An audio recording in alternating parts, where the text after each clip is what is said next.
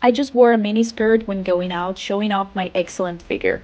Didn't expect that. Just walking to a certain corner, I ran into four gods with vicious faces.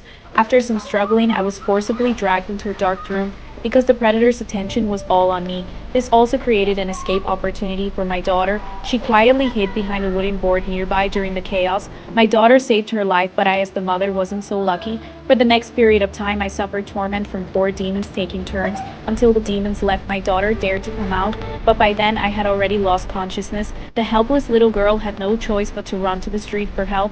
Fortunately, a cops happened to spot her. Inside sat two law enforcement officers. The lead officer was called Sketch. After hearing the little girl's story, he immediately rushed to the scene and called other colleagues to seal off the entire area. The investigation progressed very smoothly. Colleagues found skin fragments and fingerprints left by the criminals at the scene. Logically speaking, Sketch was confident he could capture the criminals within 3 days. Moreover, there was my daughter as an eyewitness without a doubt, while Sketch, based on clues from the little girl, led his partner in a roundup operation of nearby homeless people. Anyone with a criminal record or who ran when seeing law enforcement all became targets for Sketch's arrest. In just one night, 7 suspects were arrested. The result didn't need much thought. How could the little girl forget the demons who hurt me under her identification? All four demons were without exception, included Sketch naively thought, with physical evidence and witness testimony, he could convict them, give us this unfortunate mother-daughter pair justice, but never expected the suspects' families weren't easy targets either. Among their relatives, some were contractors, some were business tycoons.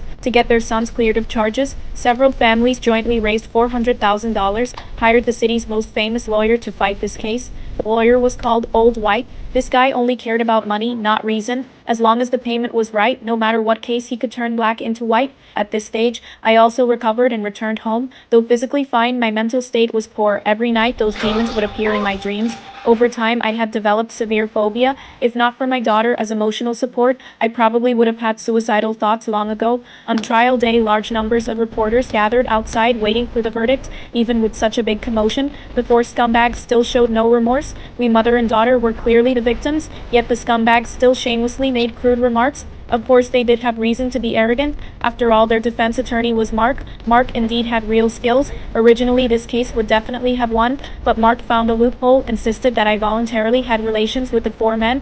Only when money wasn't agreed upon later did I have physical conflict with them. As for the little girl witness, Mark believed she didn't count at all. Things ultimately went astray. I lost this battle and lost badly. I was no longer a divorced single woman, instead became a fallen woman in everyone's eyes. The worse my emotions got, the more disadvantageous the situation became for me.